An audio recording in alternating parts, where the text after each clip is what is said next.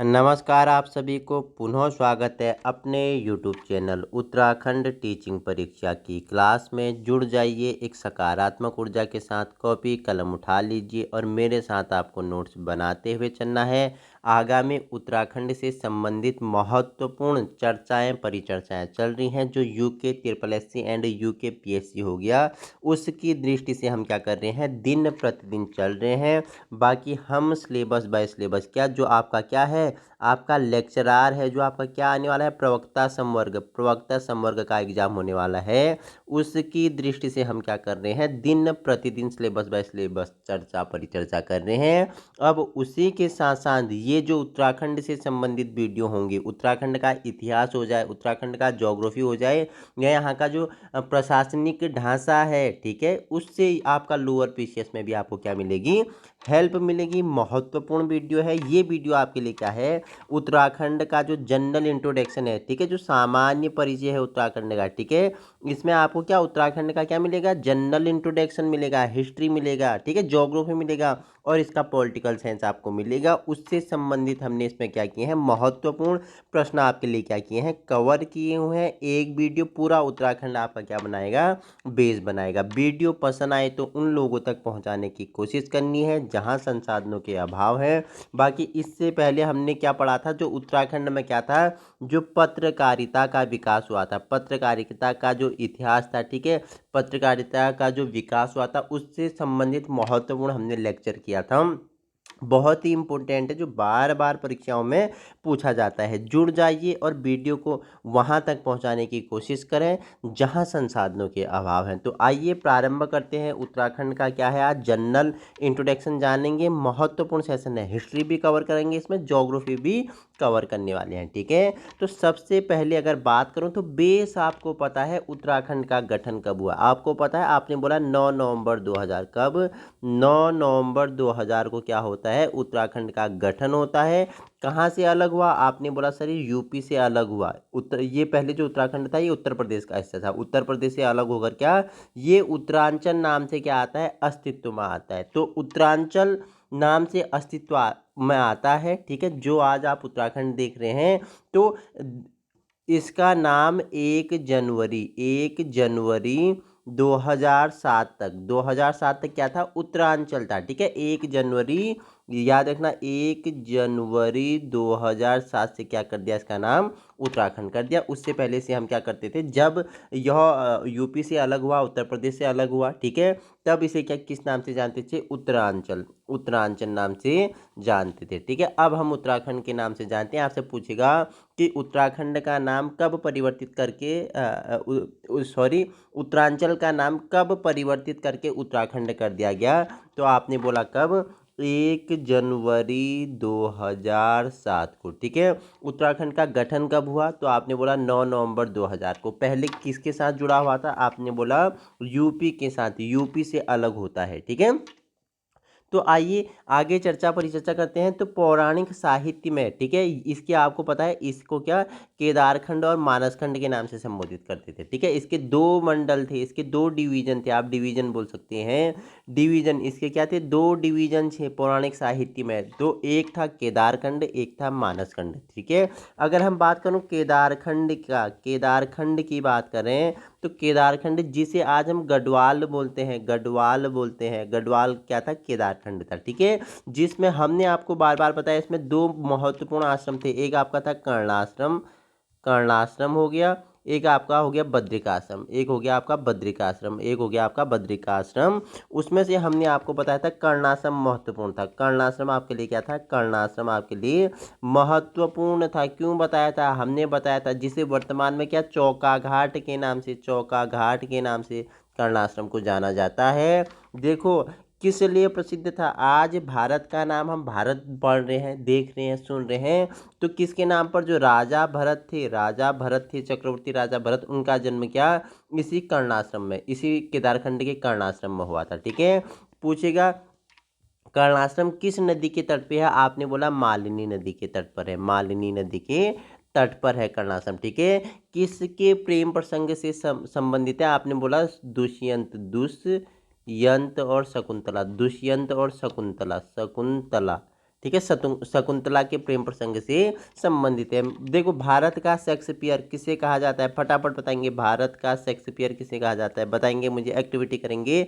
Shakespeare किसे कहा जाता है, आपने बोला सर कालिदास को, सर कालिदास को। कालिदास ने अपना जो उनका क्या था, महाकाव्य था, क्या था, अभिज्ञान शाकुंतलम। अभिज्ञान, लिखो मेरे साथ, अभिज्ञान शाकुंतलम किसकी कृति है, शाकुंतलम किसकी कृति है, कालिदास की। उसकी रचना कहाँ की उनने, केदारखंड के कर्णाश्रम में की थी, जो मालिनी नदी के तट पर है। ठीक है, तो और अभिज्ञान शाकुंतलम इसकी रचना यहाँ की गई। ठीक है, अभिज्ञान शाकुंतलम किसके बारे में बताया गया है, आप मुझे बताएंगे। ठीक है, उसी के साथ आपका क्या, कालिदास का आपको पता होना चाहिए। अभिज्ञान शाकुंतलम हो गया, ऋतु संहार हो गया, ठीक है, ऋतु संहार हो गया, ठीक है, मेघदूतम हो गया, मेघदूतम हो गया, ठीक है, विक्रमोर्वशीयम हो गया, विक्रमोर्वशीयम हो गया। ये किसकी कृतियां हैं, ये सब किसकी हैं, कालिदास की कृति हैं। ठीक है, अब इसकी थोड़ी हम भौगोलिक स्थिति जान लेते हैं। उत्तराखंड की भौगोलिक स्थिति की बात करूं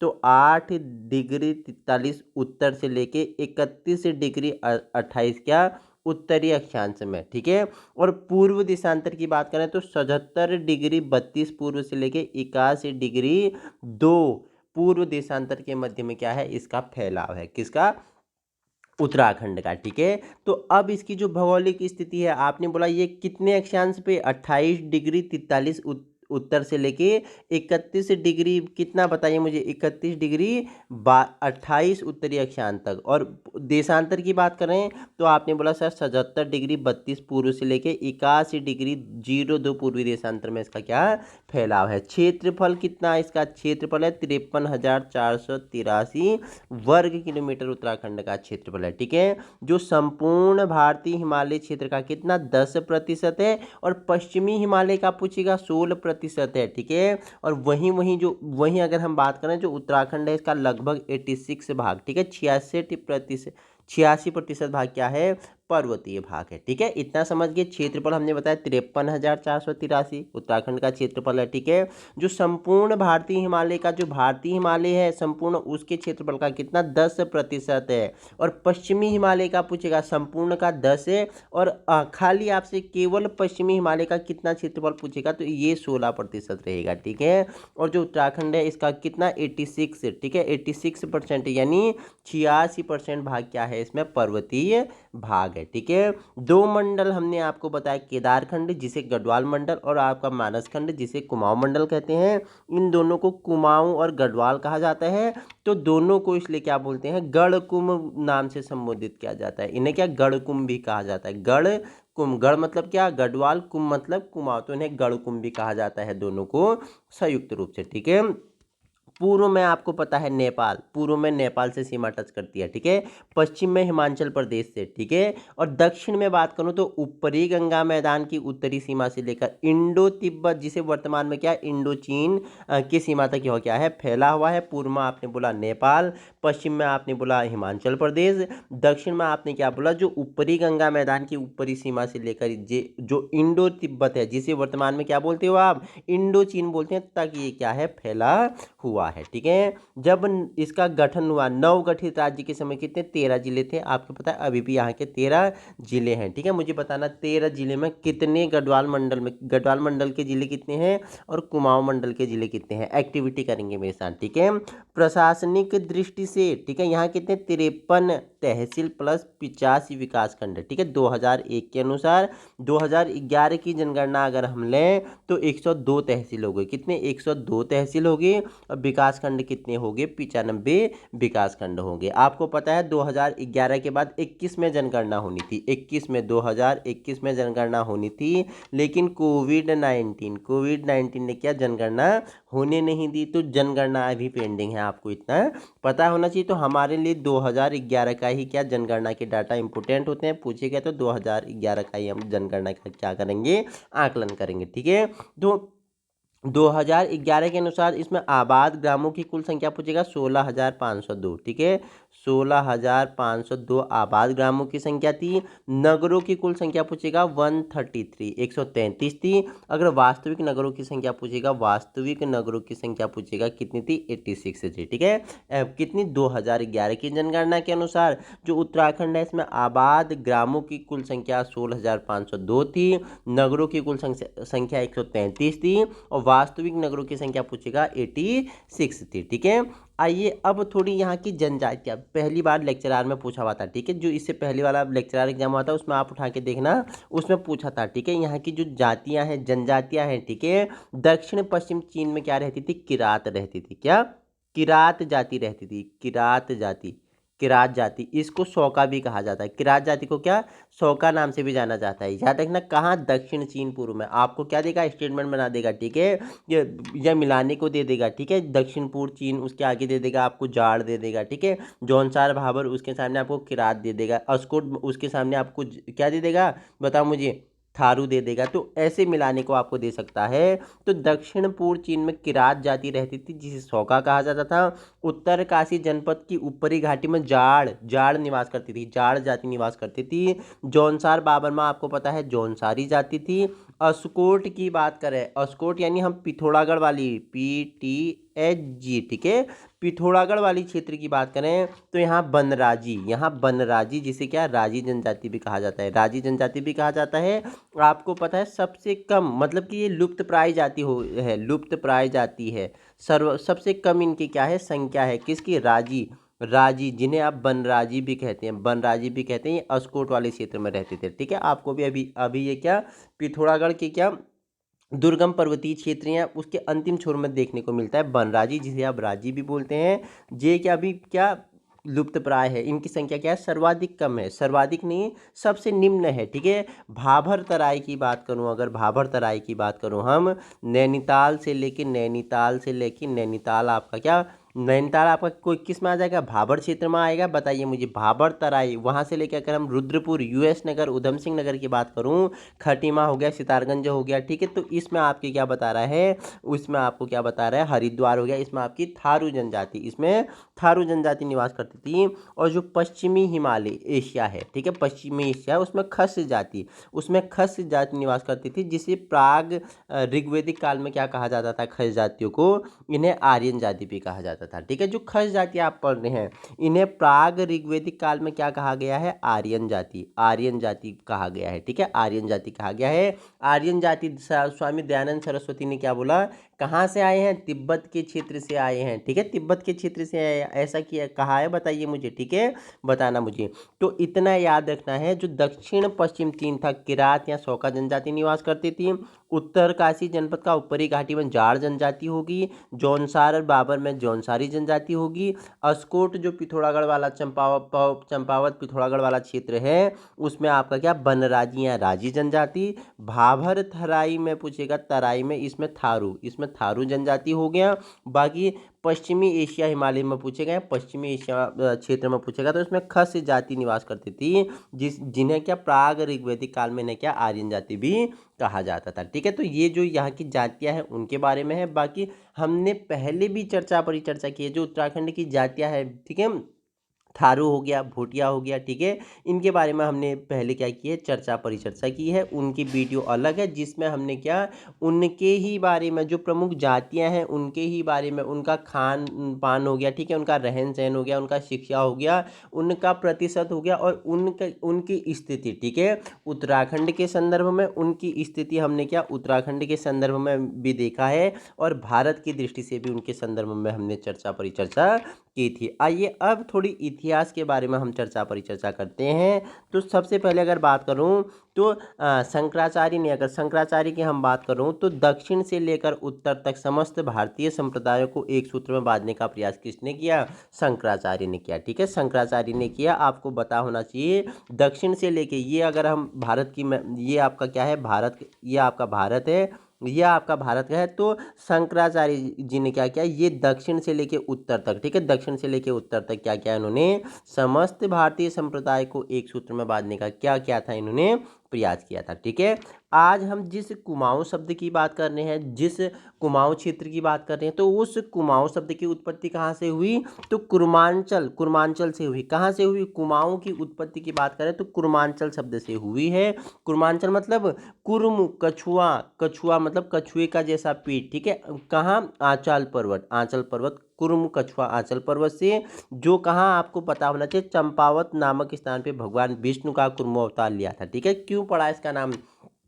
कुर्मु या कुर्मांचल? तो मैं आपको बता दूं, चंपावत नामक स्थान पर भगवान विष्णु ने क्या किया था? कुर्म नामक अवतार लिया था, तो तब इसे कुर्मांचल कहा जाता है। जब इसे कुर्मांचल कहा जाता था, लेकिन आज इसे क्या, आज इस पर्वत को क्या कहा जाता है? आज क्रांतेश्वर नाम से पुकारा जाता है। आज इस पर्वत को, चंपावत में इस पर्वत को क्रांतेश्वर नाम से जाना जाता है। उस समय इस पर्वत को कुर्म कछुआ आंचल पर्वत के नाम से जाना जाता था, जहां से कुर्मांचल शब्द की उत्पत्ति हुई है। भगवान विष्णु ने कुर्म अवतार लिया था, वो हमने आपको बता दिया है। ठीक है, अब देखो कुमाऊं का तो हमने आपको बेस बनाया। अब थोड़ी गढ़वाल की बात करें तो मध्यकालीन गढ़वाल में आपको पता होना चाहिए कितने किले थे? 52 गढ़ थे, 52 गढ़ थे। तभी से गढ़, गढ़ मतलब क्या होता है बताओ? गढ़ मतलब क्या होता है बताओ? किले, किले।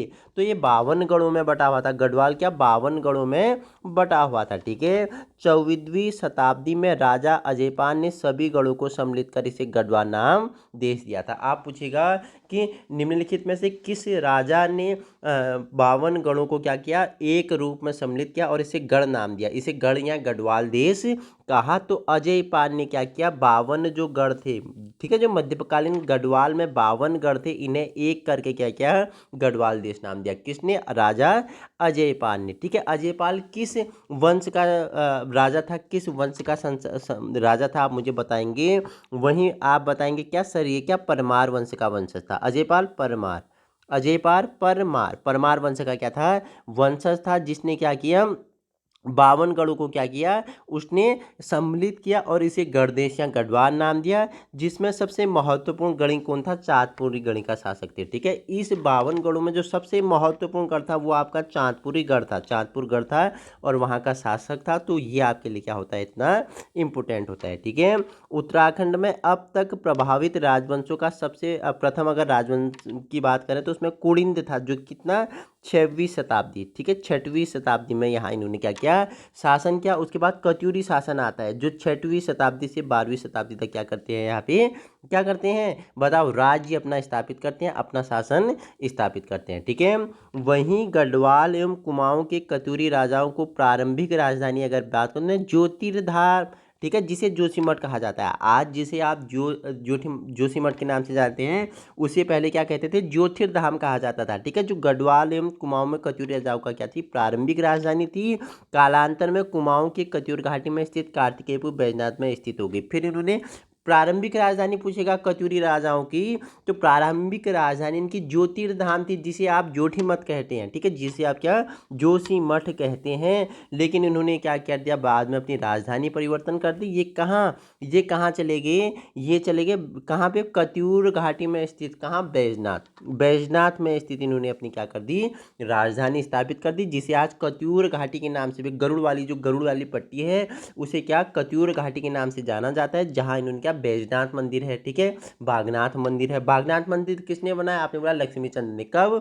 16वीं शताब्दी। कब? 16वीं शताब्दी। ठीक है, बैजनाथ मंदिर पूछेगा। बैजनाथ मंदिर किस नदी के तट पर है? आपने बोला सर बैजनाथ मंदिर है गोमती नदी के तट पर। बैजनाथ मंदिर गोमती नदी के तट पर, मंदिर के सामने ही क्या है? मानव, ठीक है, मानव निर्मित कृत्रिम झील है, कृत्रिम झील है, जिसे बैराज या बैजनाथ झील भी आप कहते हैं। ठीक है, जिसने गरुड़ हो गया, गाइडियोल हो गया, सीर हो गया, सिमार हो गया, और उस क्षेत्र में क्या करता है? सिंचाई की क्या कर रहा है? पूरी सुविधा प्रदान कर रहा है। बाकी वहीं अगर बात करूं बागनाथ मंदिर, तो ये जनपद बागेश्वर जनपद के क्या? मध्य में स्थित है, जो क्या? सरयू और गोमती के संगम पर है, सरयू और गोमती के संगम पे है। ठीक है, तो ऐसे आपको क्या करना है? कनेक्ट करते हुए चलना है। ठीक है, इस राजवंश की अगर प्रथम बात करें तो कौन थे? वासुदेव था, वासुदेव था जिसे बसंत देव भी कहा जाता है।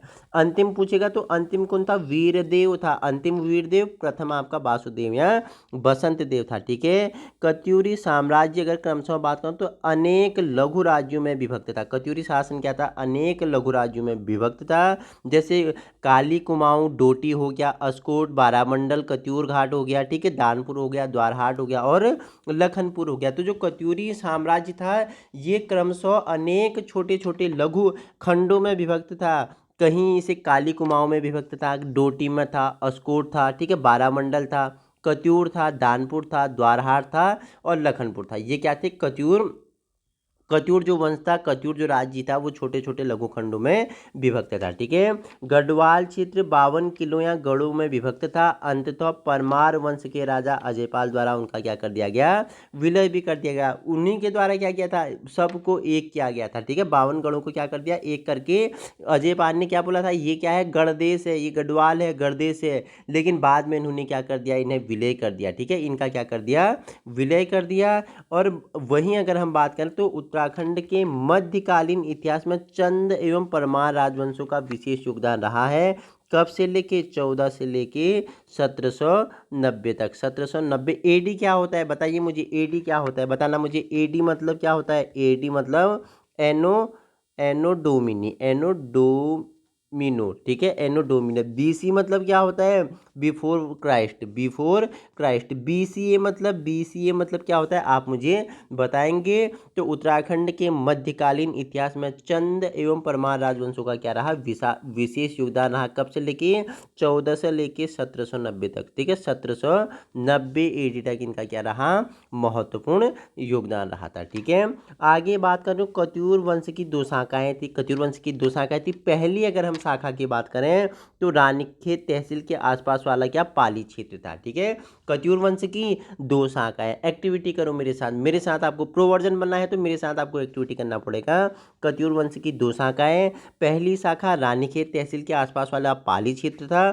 दूसरी शाखा पूछेगा तो पश्चिमी नेपाल का कुछ भाग था जिसे आज हम क्या? पिथौरागढ़ जनपद का डोटी सिरा भी कहते हैं। ठीक है। तो कत्यूर वंश की दो शाखाएं। पहली जो रानीखेत तहसील था उसके आसपास वाला पाली क्षेत्र था। ठीक है। दूसरा अगर हम बात करें तो पश्चिमी नेपाल का कुछ भाग प्लस पिथौरागढ़ जनपद का क्या? डोटी सिरा वाला क्षेत्र था। ठीक है। अब देखो रुद्रपुर का निर्माण किसने किया? रुद्रपुर की स्थापना किसने की? आपने बोला राजा रुद्रचंद्र द्वारा इसकी स्थापना की गई। बाजपुर का पूछेगा तो राजा बाज बहादुर ने बाजपुर की स्थापना की थी। ठीक है। काशीपुर की स्थापना चंद राजाओं का एक गवर्नर था, गवर्नर काशीनाथ द्वारा क्या किया था? इसकी स्थापना की गई थी। रुद्रपुर नगर किसने बसाया? आपने बोला राजा रुद्रचंद्र ने। बाजपुर राजा बाज बहादुर ने। काशीपुर चंद राजाओं का एक गवर्नर था काशीनाथ द्वारा। देखो ये स्थापना नहीं पूछेगा क्योंकि इजी है। रुद्रपुर राजा रुद्रचंद्र, बाजपुर बाज बहादुर, काशीपुर काशीनाथ। ऐसा पूछ लेगा कि काशीपुर जो काशीपुर नगर है, काशीपुर क्षेत्र है, उसकी स्थापना काशीराम द्वारा की गई थी, गवर्नर काशीनाथ द्वारा की गई थी। यह किस राजाओं का गवर्नर था? तो किस राजाओं का गवर्नर था? चंद राजाओं का गवर्नर था काशीनाथ, जिसने क्या? काशीपुर क्षेत्र की स्थापना की थी। ठीक है। राजा कल्याण चंद्र 1560 से 65, ठीक है, 1560 से 1565 एडी ने क्या? प्रशासकीय एवं कुशल सैन्य संचालन के को मद्देनजर रखते हुए चंपावत में स्थित चंद राजधानी को इन्होंने क्या कर दिया? आलमगीर या अल्मोड़ा में स्थानांतरित कर दिया। ठीक है। कल्याण चंद्र की बात करूं तो 1560 से लेके 1565 एडी तक एनो डोमिनो, ठीक है, इन्होंने क्या किया? जो प्रशासकीय एवं कुशल सैन्य का संचालन को मद्देनजर रखते हुए चंपावत में स्थित जो चंद राजधानी थी उसे क्या कर दिया? चंपावत में थी चंदों की राजधानी, उसे इन्होंने कहा अल्मोड़ा में ला गए। चंपावत से कहाँ आ गए? अल्मोड़ा में आ गए थे। ठीक है। वहीं परमार वंश का प्रथम शासक पूछेगा कनकपाल। कनकपाल मृत्यु कब होती है? 756 बीसी। बीसी क्या है? एडी क्या है? बताएंगे मुझे।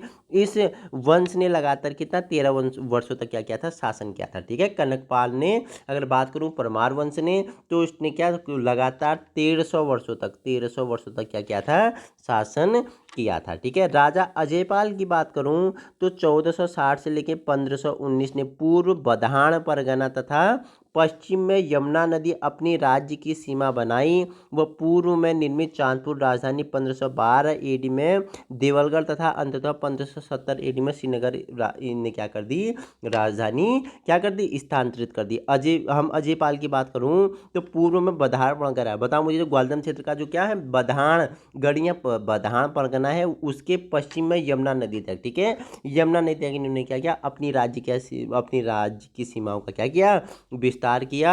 और जो क्या था, पहले निर्मित इनकी राजधानी थी चाँदपुरगढ़, बाद में इन्होंने क्या कर दिया, देवलगढ़, तथा अंत में इन्होंने क्या कर दिया, श्रीनगर अपनी राजधानी स्थानांतरित कर दी। किसने, राजा अजय पाल ने, ठीक है। नेक्स्ट है गढ़वाल के शासकों में फतेह शाह, ठीक है, 1634 से 1716 एडी सबसे शक्तिशाली शासक माना जाता है, ठीक है। गढ़वाल शासकों में सर्वाधिक शक्तिशाली शासक कौन था, फतेह शाह का नाम इसमें आता है, जो कि कब 1634 से लेके 1716 एडी तक इन्होंने क्या किया था, शासन किया था। गढ़वाल शासकों में सबसे शक्तिशाली शासक इन्हें कहा जाता है, ठीक है। आपको पता है प्रद्युम्न शाह प्लस गोरखाओं के मध्य कहाँ, देहरादून के खुड़बुड़ा नामक स्थान पर युद्ध हुआ था, जिसमें प्रद्युम्न शाह क्या हो गया, मारा गया। कब, 19 मई 1804 को, ठीक है, 19 मई 1804 को क्या हुआ था, देहरादून के खुड़बुड़ा नामक क्षेत्र में क्या हुआ था, लड़ाई हुई थी। किस किस के मध्य, प्रद्युम्न शाह और गोरखाओं के मध्य हुआ था, जिसमें प्रद्युम्न शाह का क्या हो गया, मौत हो गया, ये क्या हो गया, हार गए, इनकी मृत्यु हो गई। और वहाँ क्या हो गया, बताओ, गोरखाओं का शासन स्थापित हो गया था, ठीक है। गोरखाओं के बाद ब्रिटिश आते हैं, बताएंगे हम उसके बारे में, ठीक है। प्रद्युम्न शाह अंतिम राजा था जिसने पूर्व में काली नदी से लेकर पश्चिम में यमुना नदी तक संपूर्ण उत्तराखंड में शासन किया था। आपसे पूछेगा कि गढ़वाल क्षेत्र का वह कौन सा राजा था जिसने पूर्व में काली नदी से लेके पश्चिम में यमुना, पश्चिम में मतलब देहरादून में यमुना, ठीक है, टॉन्स यमुना देहरादून में, और काली पिथौरागढ़ काली, ठीक है, काली नदी पिथौरागढ़ वाली क्षेत्र से पूरी काली नदी, मतलब पूर्व से पश्चिम तक संपूर्ण उत्तराखंड में राज करने वाला अगर पूछेगा तो प्रद्युम्न शाह था, ठीक है। देखो 1790 में, ठीक है, कुमाऊं में क्या, गोरखाओं के अधीन हो गया था। 1790 में क्या, यहाँ क्या कर दिया था, कुमाऊं में गोरखाओं ने अपना क्या कर दिया था, शासन स्थापित कर दिया था, ठीक है, गोरखाओं के अधीन आ गया था 1790 में कुमाऊं। और 1804 में क्या, गढ़वाल में भी इन्होंने क्या कर लिया, अपना स्थापना कर ली, अपना इन्होंने प्रभुत्व जमा लिया। जब क्या होता है, 19 में 1804 में क्या, प्रद्युम्न शाह हार जाता है और खुड़बुड़ा के मैदान में क्या हो जाता है, मृत्यु हो जाती है इसकी। तो 1804 में गढ़वाल में भी गोरखाओं का क्या हो जाता है, अधिपत्य स्थापित हो जाता है। और 1790 में पहले ही कुमाऊं में इनका क्या हो गया था, अधिपत्य हो गया था, ठीक है। फिर उसके बाद आती है गोरखाओं के बाद, गोरखाओं को पराजित करती है ब्रिटिश। कब करती है, 27 अप्रैल 1815 को संपूर्ण कुमाऊं, तराई भाबर सहित गढ़वाल क्षेत्र का पूर्वी भाग पर क्या अधिपत्य किसने कर लिया, तो ये ब्रिटिशों ने कर लिया, ये ब्रिटिशों ने कर लिया था। कब, 27 अप्रैल 1815। आपके लिए इंपॉर्टेंट डेट है, महत्वपूर्ण ये क्या है, फैक्ट हैं, ठीक है। उसके बाद अगर बात करूँ 15 अगस्त 1947 को टिहरी पर क्या प्रजामंडल का अधिकार हो गया। आपसे पूछेगा कि निम्नलिखित में से टिहरी पर प्रजामंडल का अधिकार कब हुआ, आपने बोला 15 अगस्त 1947 को, ठीक है। और 1 अगस्त 1949 को टिहरी गढ़वाल भारतीय संघ में क्या हो गया, इसको मिला दिया गया, ठीक है। जो टिहरी गढ़वाल था इसे भारतीय संघ में कब, 1 अगस्त 1949 को मिला दिया गया था, ठीक है। लेकिन बात करूं तो 1960 में उत्तराखंड में केवल 4 जनपदों में विभक्त था। 1960 में क्या, उत्तराखंड केवल 4 जनपदों में विभक्त था। उसमें पहला अल्मोड़ा, दूसरा नैनीताल, तीसरा पौड़ी गढ़वाल, चौथा आपका टिहरी, जिन्हें क्रमशः क्या कुमाऊं प्रभाग के कमिश्नर क्या करता था, नियंत्रित करता था, ठीक है। 1960 में उत्तराखंड केवल 4 जनपदों में क्या था, डिवाइड था, अल्मोड़ा, नैनीताल, पौड़ी गढ़वाल, टिहरी, जिन्हें क्या कौन नियंत्रित करता था, इन्हें कुमाऊं कमिश्नर क्या करता था, कुमाऊं प्रभाग से क्या करता, कुमाऊं प्रभाग के कमिश्नर इन्हें क्या करते थे, नियंत्रित करते थे, ठीक है। उसके बाद 1960 के प्रारंभ में 3 नए जनपद बनाए गए थे, ठीक है। पिथौरागढ़ को काट कर क्या बनाया गया, अल्मोड़ा, ठीक है। चमोली को काटकर पौड़ी गढ़वाल बनाया गया, उत्तरकाशी को काटकर टिहरी गढ़वाल बनाया गया। अब कितने हो गए, अब बताओ मुझे कितने हो गए, 7 हो गए। 4 तो पहले से थे, हमने बताया अल्मोड़ा, नैनीताल, पौड़ी गढ़वाल, टिहरी। तो पिथौरागढ़ से अल्मोड़ा, चमोली से पौड़ी गढ़वाल, और आपसे पूछेगा उत्तरकाशी, उत्तरकाशी से क्या आपका टिहरी गढ़वाल। ठीक है, अंतिम है आपके लिए 1968 में उत्तराखंड में 2 प्रभागों में विभक्त हो गया। 1968 डेट याद रखना इम्पोर्टेंट है। 1968 में क्यों इम्पोर्टेंट है? 1968 में ये क्या होता है, 2 प्रभागों में क्या हो जाता है, विभक्त हो जाता है, जिसमें आपका पहला प्रभाग, आपका पहला प्रभाग पूछेगा गढ़वाल हो गया। पहला प्रभाग गढ़वाल हो गया। गढ़वाल का मुख्यालय, तो गढ़वाल का मुख्यालय आपका था पौड़ी, गढ़वाल का मुख्यालय पौड़ी था। ठीक है, दूसरा जो प्रभाग था 1968 में वो था कुमाऊं। दूसरा प्रभाग कुमाऊं, इसका मुख्यालय कहाँ था? इसका मुख्यालय कहाँ था? नैनीताल था। इसका मुख्यालय नैनीताल था। आपसे पूछेगा कि निम्नलिखित में से उत्तराखंड को 2 प्रभागों में कब विभक्त किया गया? तो 1968 में किया गया था। पहला गढ़वाल जिसका मुख्यालय कहाँ था? पौड़ी था। दूसरा कुमाऊं जिसका मुख्यालय कहाँ था? नैनीताल था। लेकिन देहरादून जनपद मेरठ डिवीजन के ही अंतर्गत रखा गया। ठीक है, लेकिन जो देहरादून था, ठीक है, जो देहरादून था ये क्या गढ़वाल के अंदर नहीं था। देहरादून गढ़वाल के अंदर नहीं था, न कुमाऊं के अंदर था, न कुमाऊं के अंदर था, क्योंकि जो देहरादून है वो तो गढ़वाल मंडल का हिस्सा है। लेकिन 1960 में 68 में हम बात करूं, गढ़वाल का हिस्सा नहीं था, वो क्या मेरठ डिवीजन के अंतर्गत ही रखा गया था। मेरठ डिवीजन के ही अंतर्गत रखा गया था। तो ये हमने क्या उत्तराखंड का क्या जनरल इंट्रोडक्शन, ठीक है, भाग तीसरा। हमने इससे पहले भी 2 भाग किए हैं।